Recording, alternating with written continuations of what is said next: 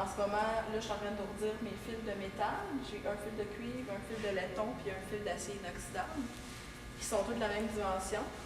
Puis, je suis en train de les installer sur l'ourdissoir, ce qui me permet de mesurer mes fils. Fait qu'en ce moment, c'est que je fais le retour. Le métier assisté par ordinateur, c'est que la plupart de ceux qu'on a ici, parce que j'utilise l'atelier du Centre des textiles contemporains de Montréal, en fait, c'est que les métiers ont 16 cadres, fait que ma séquence de fil est prévue en fonction de mon tissage. Chaque fil, individuellement, est passé dans le chat de l'aiguille. Fait qu'en fait, moi, dans ma préparation, c'est que j'ai tout à enfiler le métier. Puis je sais exactement quel fil va dans quelle aiguille, sur quel cadre. Fait que dans ma planification, c'est important de savoir, bon, à quelle largeur je veux travailler, mais aussi quelle longueur j'ai besoin. Fait qu'il faut que j'emmagasine, en fait, sur un rouleau qu'on appelle un ensouple, que j'emmagasine les fils enroulés derrière. Alors, en fait, ce qu'on voit ici, c'est des baguettes qu'on utilise pour garder l'ordre des fils.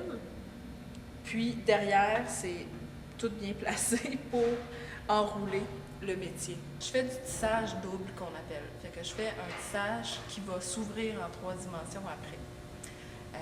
Fait que j'ai comme élaboré une technique de dessiner en fait avec un crayon feutre sur mon tissage la forme que je désire.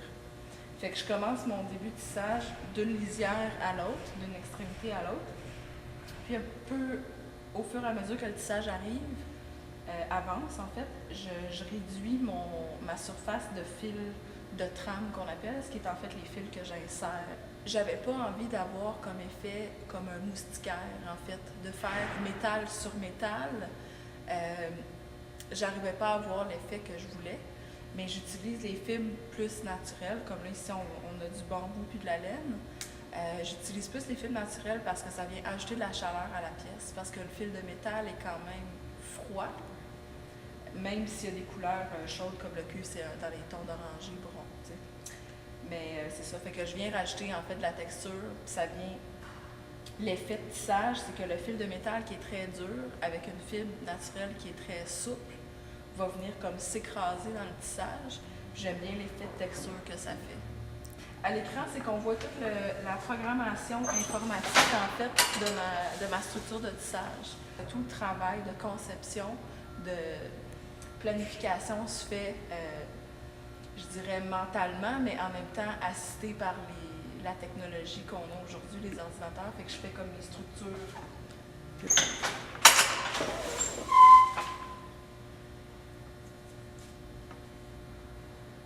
Puis on voit aussi que mes fils de métal sont tendus, mais sont pas. Ça ne nécessite pas comme une tension très très intense parce que de toute façon, j'aime bien voir mes fils bouger dans le tissage, même si c'est les fils de métal et qu'on a tendance à vouloir que ça reste bien droit. Un métier traditionnel de plancher va avoir des pédales, puis on va devoir penser à quelle pédale, à quelle séquence on est rendu. Fait que, tu sais, ça devient encore plus exigeant au niveau de la concentration. Tandis que là, moi, tout ce que j'ai à me concentrer, c'est vraiment où je rentre et où je sors mes fils. J'ai élaboré aussi d'autres pièces, parce que les pièces que j'ai présentées, que j'ouvre en 3 dimensions, sont plus longues et plus complexes à faire. J'ai décidé de faire un produit différent qui englobait aussi un peu ma touche fantaisiste dans ma production de foulards que je fais aussi dans le salon.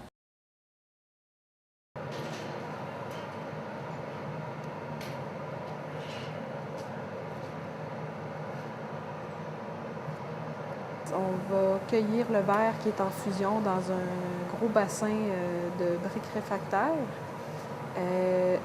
Ce que je fais ici, j'ai soufflé dans la canne pour venir faire un trou préalable pour aller cueillir de la couleur ensuite dans un petit four. Après ça, c'est tout un travail de venir chauffer la couleur. Alors là, je suis devant le four de réchauffe. qui fait fondre la couleur. Puis là, c'est que je viens égaliser mes températures, former, façonner ma masse avec une palette de métal. Alors là, ici, c'est que j'ai mon assistante, Dominique, qui prépare une deuxième ballotte de couleurs fondue que moi, je viens prendre et superposer sur le dessus de ma première couleur. Alors, je viens couper avec le ciseau diamant. Je vais chauffer au four, puis après ça, je vais reformer pour aller recouvrir complètement ma première couleur. Ensuite de ça, c'est que je viens faire ma première bulle, qui est une bulle faite avec le souffle au pouce qu'on appelle. Donc là, je vois que ma première bulle sort. Ensuite de ça, c'est que je suis allée recueillir une autre cueillette de verre transparent par-dessus. Après ça, je viens faire refroidir la peau extérieure du verre avec soit la maillotche, qui est la grosse cuillère de bois, ou la mouillette, qui est des superpositions de papier journal mouillé.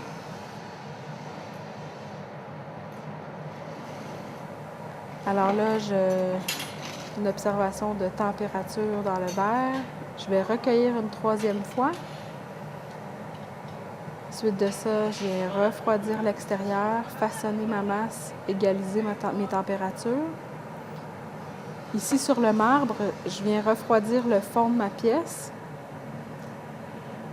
Puis, avec le fer, je viens étrangler là où je vais vouloir éventuellement décrocher la pièce.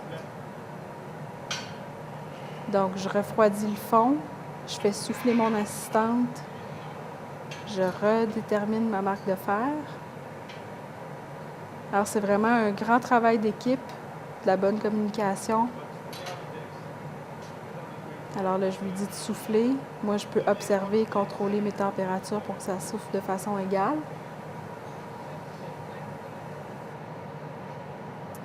Après, je viens faire une intervention au niveau de la texture. Je vais tremper dans l'eau mélangée avec du bicarbonate de soude, ce qui va venir faire un craquelage en surface. Ensuite de ça, je viens étirer, transformer ma forme, couper, étirer.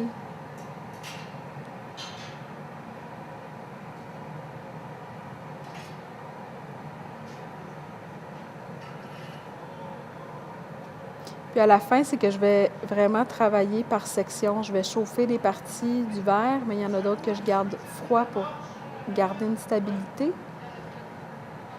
Puis le reste, c'est que je le façonne encore jusqu'à la forme désirée.